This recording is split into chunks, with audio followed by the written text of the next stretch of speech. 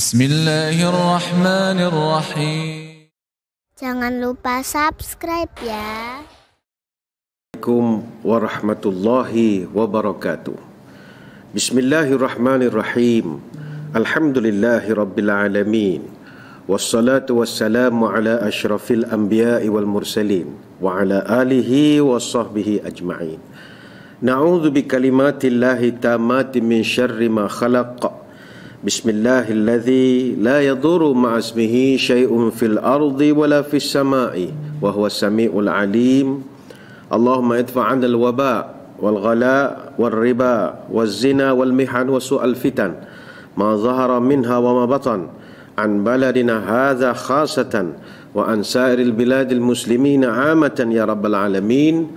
Nawaitu ta'alluma wa ta'lim wa tadhakkura wa tadhkir wa naf'a wal intifa' wal ifadah wal istifadah wal hatha ala tamassuki bi kitabillah wa sunnati rasulih wa du'a ila al huda wa dalalah ala al khair ibtigha'a wajhillah wa mardatihi wa qurbihi wa thawabihi lillahi ta'ala. Apa khabar muslimin muslimat, hadirin hadirat, tuan-tuan guru, para alim ulama, para habaib yang dirahmati Allah sekalian. Alhamdulillah. Dan hari ini kita membincangkan kitab beliau At-Tazkirah fi ahwalil mauta wa umul akhir. Dan kita masih lagi bab yang pertama. Pada yang ada kitab, buka muka surat 161. 161 kita akan bahaskan tajuk himpitan kubur kepada penghuninya. Bismillahirrahmanirrahim. Sabda Rasulullah sallallahu alaihi wasallam, "Hadza alladhi taharraka lahu al-'arsyu wa futihat lahu abwabus samai wa syahidahu 70,000 minal malaikah laqad dumma dhammatan thumma furrija anhu." Nabi pernah bercerita, kata Abdullah bin Umar radhiyallahu anhu, inilah orang, Nabi tak sebut namanya, inilah orang yang telah menggoncangkan arasy Allah yang Rahman dan dibukakan baginya pintu-pintu langit, disaksikan oleh 70,000 malaikat. Dia hanya dirangkul oleh kubur atau dihimpit oleh kubur dengan sekali himpitan, kemudian dilepaskannya. Hadis riwayat An-Nasa'i. Saudara, hadis ini dibahaskan oleh para ulama, siapakah yang dimaksudkan. Kata Abu Abdurrahman An-Nasa'i mengatakan bahawa orang yang dimaksudkan oleh hadis itu adalah Sa'ad bin Mu'adz radhiyallahu anhu. Ini hadis riwayat An-Nasa'i juga daripada Abdullah bin Umar. Diriwayatkan oleh Syu'bah bin Hajjaj yang dirujuk kepada Aisyah Ummul Mukminin radhiyallahu anha. Dia berkata, kubur mempunyai himpitan, sehingga jika ada seorang yang selamat daripada himpitannya, maka dia adalah Sa'ad bin Mu'adz. Hannad bin As-Sari berkata, Muhammad bin Fudail meriwayatkan kepada kami daripada bapanya, daripada Ibnu Abu Mulaikah. Dia berkata, tidak seorang pun yang teraniaya oleh himpitan kubur termasuk Sa'ad bin Mu'adz, yang sapu tangannya sahaja lebih baik daripada dunia dengan segala isinya. Dia berkata, Abdah menyampaikan kepada kami dari Ubaidillah bin Umar daripada Nafi', dia berkata, dia menyampaikan kepadaku bahawa jenazah Sa'ad bin Mu'adz disaksikan oleh 70,000 malaikat dan tidak ada yang turun ke bumi sama sekali. Dia menyampaikan kepadaku bahawa Rasulullah sallallahu alaihi wasallam bersabda, saudaramu dihimpit dalam kuburnya dengan satu kali himpitan. Dalam At-Ta'ah wal Ma'siyah, Ali bin Ma'bad meriwayatkan daripada Nafi', dia berkata, Safiyah binti Abu Ubaid, iaitu isteri kepada Abdullah bin Umar, mendatangi kami dalam keadaan ketakutan. Maka kami bertanya, kenapa? Dia menjawab, tadi saya bertemu dengan beberapa orang isteri Nabi sallallahu alaihi wasallam, lalu mereka menyampaikan kepada saya bahawa Nabi pernah bersabda, seandainya aku di sana, maka aku akan melihat seorang yang bebas daripada azab kubur. Maka Sa'ad bin Mu'adz benar-benar bebas daripada azab kubur dan dia dihimpit oleh kuburnya dengan sekali himpitan. Saudara sekalian, hadis ini menjadi titik tolak perbahasan para ulama, menunjukkan bahawa ada satu bentuk azab di dalam kubur, iaitu himpitan kubur. Dan Nabi memberitahu secara tepat siapakah orang yang dilepaskan daripada azab kubur itu. tak lain tak bukan disebut oleh para ulama berdasarkan keterangan para sahabat, beliau adalah Sa'ad bin Mu'az Al-Ansari radhiyallahu anhu. Sa'ad bin Mu'az Al-Ansari ni kita boleh belajar daripada keistimewaan beliau. Nabi SAW dalam hidup Nabi tak cium tangan orang. Itu Nabi punya tabiat. Nabi tidak cium tangan orang. Mak bapak pun Nabi tak cium sebab dia tak ada mak bapak. Nabi lahir yatim piatu. Ya, Nabi tak cium tangan orang. Tetapi kata ulama, ada 3 manusia yang istimewa yang mana Nabi pernah cium tangan mereka. Siapakah orang-orang itu? Pertama sekali Nabi pernah cium tangan adalah Sa'ad bin Mu'az Al-Ansari radhiyallahu anhu. Orang yang kita bincangkan hadisnya pada hari ini. Iaitu dalam riwayat disebutkan satu hari Nabi berjumpa dengan Sa'ad bin Mu'az. Nabi pun bersalam dengan dia. Bila Nabi bersalam, Nabi rasa tangannya begitu keras, kasar sekali. Kulitnya gelap, terbakar. Tangannya melepuh-lepuh hitam dan juga kasar. Lalu Nabi bertanya, "Ma hadzal ladzi iktasabat yadaka?" Wahai Sa'ad, kenapa tanganmu begini? Kasar betul. Maka jawabnya, "Adribu bil marwil mishata fa unfiquhu ala iyali." Kata Sa'ad, "Ya Rasul, tangan saya ni jadi begini, saya ni kerja siang malam ya Rasul. Siang saya bekerja mengolah batu dengan cangkul, malam kerja lain, petang kerja lain, mencari nafkah untuk keluarga saya yang menjadi tanggungjawab dan juga tanggungan saya." Lantas Nabi mengambil tangan Sa'ad dan Nabi cium.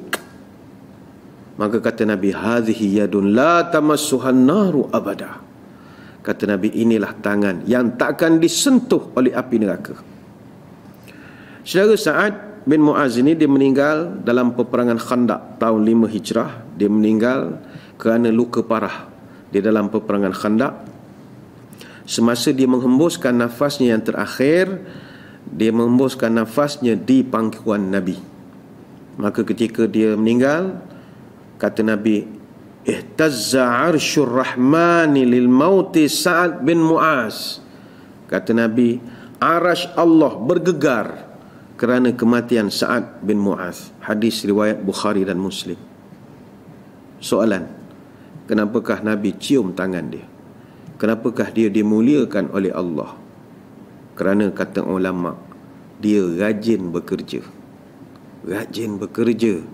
Siang malam, pagi petang mencari rezeki tanpa mengabaikan tanggungjawab pada keluarga, kepada diri, kepada agama.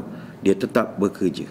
Artinya saudara, walaupun kita sedang musim susah, jangan jadikan itu alasan untuk jadi golongan buat perabot kursi meja, kepala serabut, duduk saja, tak ada kerja. Tak boleh. Kena kerja. Cari kerja. Kerja ada, yang tak ada jawatan.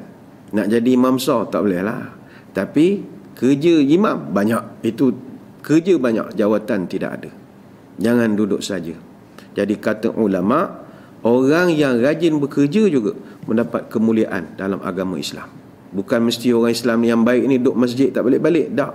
Yang bekerja rajin, disiplin, amanah, cekap, itu juga kalau Nabi ada, Nabi cium tangan dia. Orang kedua yang Nabi cium tangannya adalah Mu'az bin Jabal radhiyallahu an.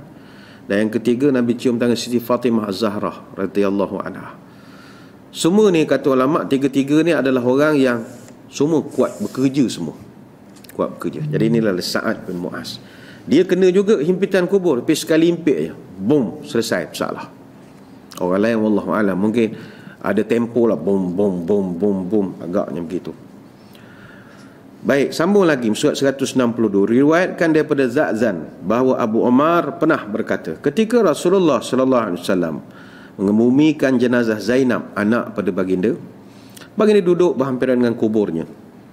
Wajah baginda kelihatan berubah. Kemudian Nabi bergerak jauh sikit daripada jenazah, daripada kubur. Maka sahabat bertanya, "Ya Rasulullah, tadi kami melihat wajah Tuan berubah. Lantas Tuan bergerak jauh daripada kubur anak perempuan Tuan. Kenapa?" Maka Nabi menjawab, "Aku teringat akan anak perempuanku dengan segala kelemahannya, dan aku teringat pada azab kubur. Lalu aku berdoa kepada Allah dan Allah kabulkan doaku sehingga menjadikan kubur anak endaku ini begitu lapang sekali. Demi Allah, anak perempuanku juga nanti akan dihimpit oleh kubur dengan sekali himpitan, yang mana terdengar himpitan itu bunyinya daripada barat sampai ke timur. Sedang anak Nabi itu, ya. Satu riwayat yang dirujuk kepada Ibrahim Al-Ghanawi daripada seorang lelaki, dia berkata, ketika aku sedang bersama Aisyah, di hadapan kami lalu jenazah seorang budak kecil lelaki, dan tiba-tiba beliau menangis. Lantas aku bertanya kepadanya, apakah yang membuat kamu menangis, wahai Ummul Mukminin? Maka Aisyah menjawab, aku menangisi budak kecil ini kerana aku kesian kepadanya dengan himpitan kubur yang akan menimpanya. Maknanya ada juga, walaupun budak kecil, mungkin perlahan sajalah. Muka surat 163, dalam Al-Madinah, Umar bin Sya'bah meriwayatkan satu kisah. Ketika Fatimah binti Asad, iaitu ibu kepada Sayyidina Ali bin Abi Talib radhiyallahu anhu, meninggal dunia, mana ketika Fatimah meninggal dunia, dia berkata, semasa Nabi SAW sedang bersama para sahabat, datang seseorang memberitahu kepada Nabi bahawa ibu kepada Ali, Ja'far dan Uqail meninggal dunia. Lalu baginda pun berkata, berdirilah kamu semua bersama kami untuk ibuku. Maka kami pun berdiri kebingungan, seakan-akan di atas kepala kami ada burung yang sedang bertenggek. Ketika sampai di pintu utama, kami berhenti, dan baginda membuka baju luarnya sambil bersabda, jika kamu mengkafankannya nanti, tolong letakkan bajuku itu di bawah kain kafannya. Ketika mereka membawa jenazahnya keluar, Nabi memikulnya sekali. Setiap kali baginda segerakan langkah, dan setiap kali juga baginda akan lambatkan langkah. Maknanya sekejap laju, sekejap perlahan, sekejap laju, sekejap. Masa Nabi mengusung jenazah Fatimah binti Asad. Kemudian bila sampai di kubur, baginda memasukkan jenazah ke dalam liang lahat. Sesudah itu Nabi keluar dan berkata, masukkanlah jenazah ini dengan menyebut Bismillah, maknanya dengan nama Allah, dan sebutlah ala ismillah, atas nama Allah. Bismillah ala ismillah, ala ismillah. Setelah dikebumikan, baginda pun berdiri. Kemudian Nabi bersabda dan berdoa, semoga Allah memberi balasan kebaikan terhadapmu kerana kamu adalah ibu dan pengasuh yang sangat baik. Kami lalu bertanya, kenapa Nabi buka baju luar, maknanya baju jubah luar, dan masukkan ke dalam liang kubur? Maka Nabi menjawab, aku tidak mahu dia disentuh oleh api neraka selama-lamanya. Kalau Allah berkehendak, nescaya Allah akan lapangkan kuburnya, dan tidak seorang pun yang boleh selamat daripada himpitan kubur kecuali Fatimah binti Asad. Kami bertanya, adakah anakmu Al-Qasim juga tidak menerimanya? Baginda menjawab, tidak juga Ibrahim, kerana mereka dua adalah yang paling kecil dari kalangan ahli kubur. Jadi tuan-tuan sekalian, itu apa yang dirakamkan oleh tuan kitab berkenaan tentang suasana dalam kubur.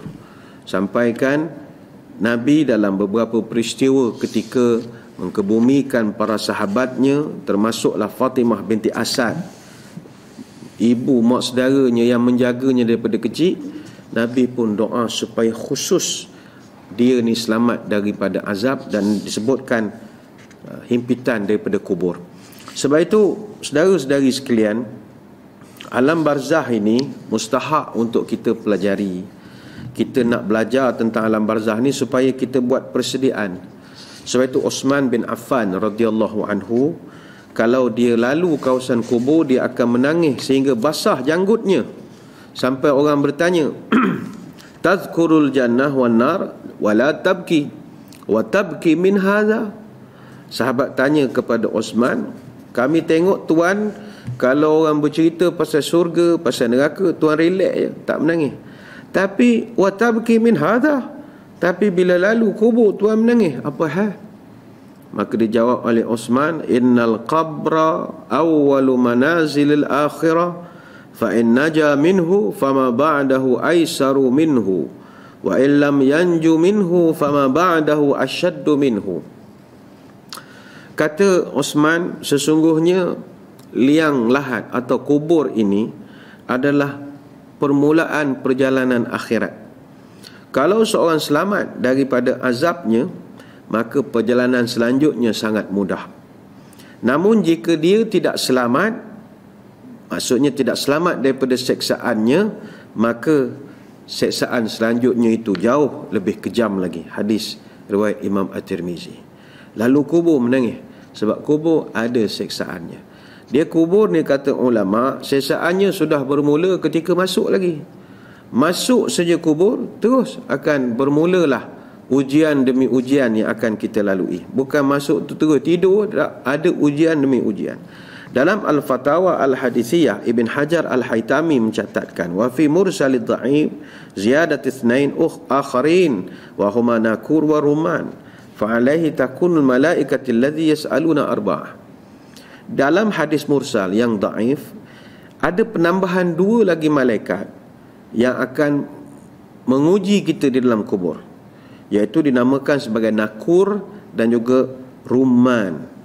Jadi kata ulama, fa'alai takun malaikat alladhi yas'aluna arba'ah, maka ada 4 malaikat yang akan bertugas untuk menyoal kita ketika dalam kubur. Itu saja sudah menjadi satu azab yang pertama. Dan ini pernah kita ceritakan tentang nakur dan ruman ini, yang mana ketika mereka masuk dalam kubur tanya soalan, dia suruh kita tulis jawab soalan bertulis. Maknanya dalam kubur nanti ada ujian bertulis, ada ujian lisan. Ujian lisannya daripada muka nakir, marabuka dan sebagainya. Ada pula ujian lisan, ada ujian bertulis pula lagi, naku dan ruman. Sebab aku kata, tuliskan segala amalmu. Hayhati kafnaka kartasaka wa madadaka rikuka wa qalamuka asba'uka. Mayat jawab, saya nak tulis pakai apa? Pen tak ada, kertas tak ada, apa pun tak ada. Apa jawab malaikat nakur dan ruman? Gunakan kain kapan buat kertas. Kain kapan jadi kertas. Air liur jadikan sebagai dakwat, dan jari jadikan sebagai pen ataupun kalam. Mayat tu pun ambil lah, tulis-tulis sikit-sikit, panjang-panjang. Summa yatwil malakul qit'atu wa yal'iquha fi 'unuqih. Lalu malaikat akan lipat report yang kita buat pada kain kapan, digantungkan pula pada leher kita. Sehingga kan dalam riwayat menyebutkan, wa in kana ghaira katib fi dunya fayadhkuru hina idzin hasanatu wa sayyi'atu ka yaumun wahid. Mayat itu kalau dia buta huruf sekalipun, dalam kubur dia akan diberikan bakat menulis juga. Boleh juga menulis walaupun masa sebelum dia hidup, sebelum mati, dia ni buta huruf. Itu saja sudah menampakkan duduk dalam kubur ini bukan bersenang lenang. Bukan bersenang lenang. Kita doa kepada Allah, Allah mempermudahkan. Sebab itu kata ulama, himpitan kubur adalah salah satu daripada rangkaian azab yang menanti. Dia keseluruhan ada 5. Pertama sekali azab kubur adalah diperlihatkan neraka jahanam. Itu adalah azab. Diperlihatkan neraka jahanam. Sneak peek ataupun preview ditunjukkan pada kita. Inna ahadakum idza mata urida alaihi maq'aduhu bil ghadati wal 'ashyi. Sesungguhnya bila salah seorang antara kamu mati nanti, maka akan dinampakkan kepadanya calon atau bakal tempat tinggalnya nanti di akhirat. Dan tayangan itu akan dibuat pada waktu pagi dan waktu petang. In kana min ahlil jannati famin ahlil jannati, wa in kana min ahlin nari famin ahlin nari. Fayuqal hadza maq'aduka hatta yab'atsaka Allahu yaumal qiyamah. Maka bila dia ni adalah bakal calon syurga, maka dia akan dinampakkan preview syurga yang akan diduduk.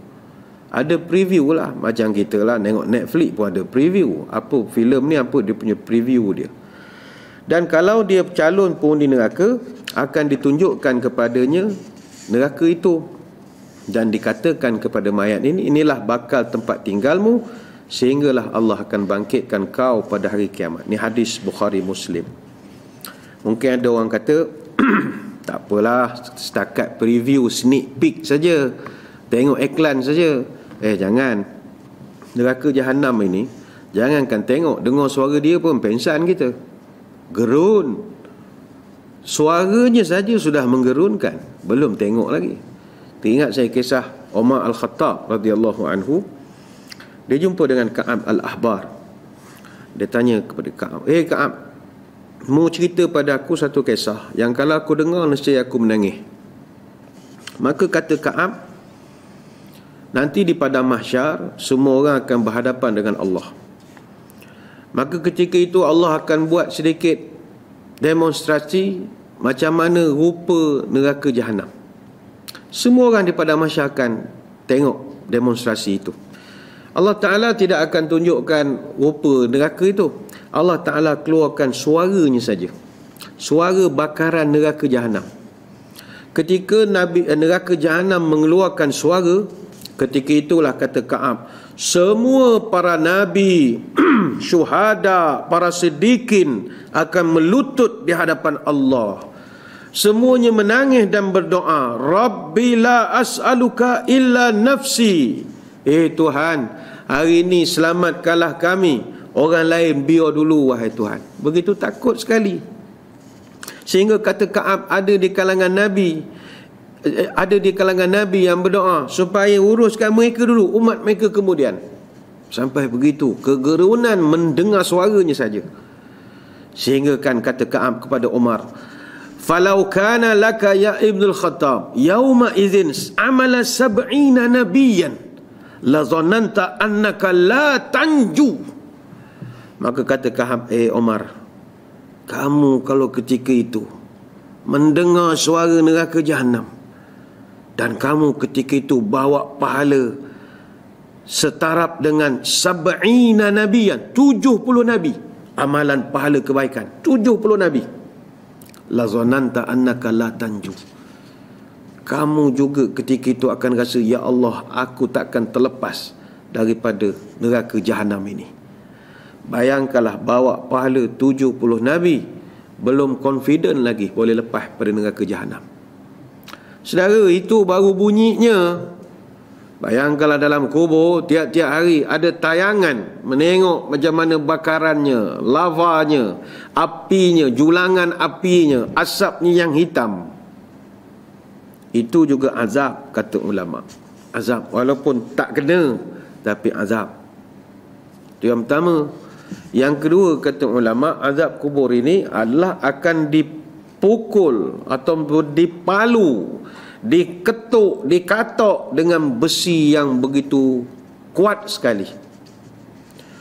Ada satu hadis daripada Anas bin Malik radhiyallahu anhu, fa ammal kafiru wal munafiqu fayaqulani lahu. Nabi bercerita tentang bagaimana mayat orang-orang yang tidak beriman dan mayat orang-orang munafik. Walaupun fokus pada golongan munafik, tetapi siapa kita untuk tidak mahu mengakui bahawa kita juga kalau tak berjaga-jaga, kita ada bawa sifat munafik yang banyak. Jadi Nabi sebutkan orang yang tidak beriman, tidak beramal soleh, orang munafik, apakah terjadi pada mereka? Kata Nabi, mayat-mayat begitu akan didatangi oleh malaikat. Lalu malaikat tanya kepada mereka, ma kunta taqulu fi hadzal rajul.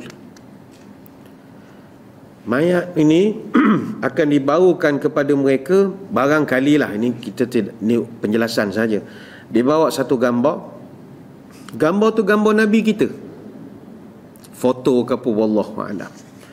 Malaikat tanya, ma kunta taqulu fi hadzal rajul.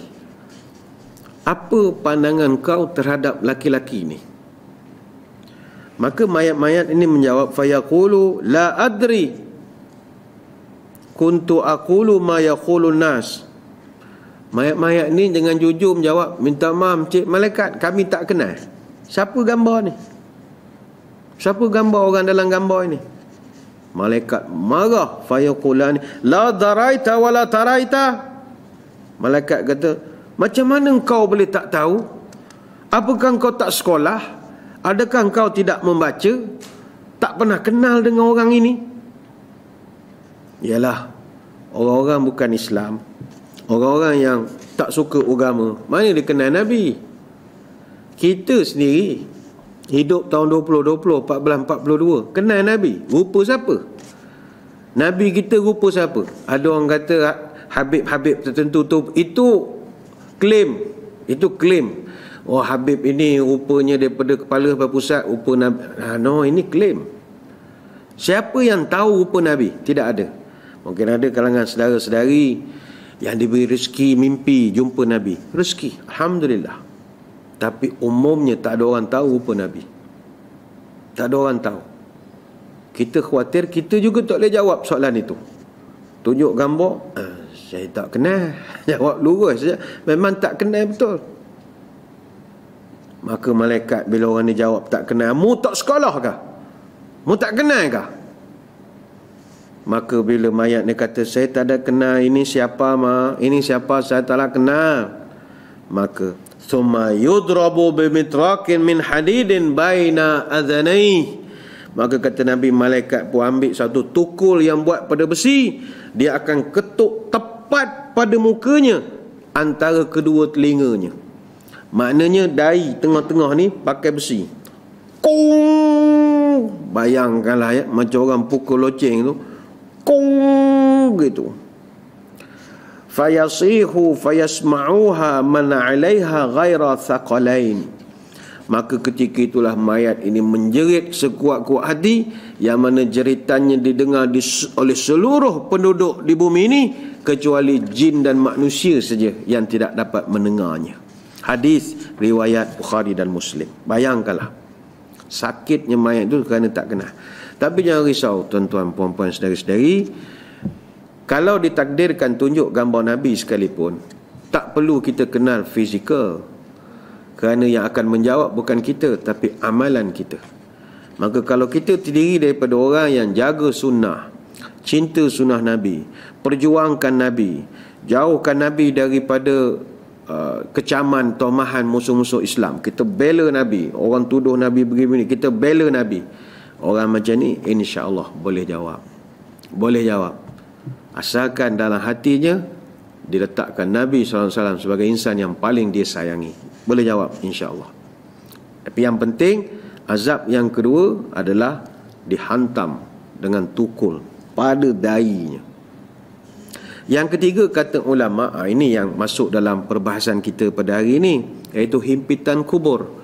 Iaitu yang ketiga, azab kubur ini adalah disempitkan kubur sampai tulang-tulang rusuk kita bersilang, cross.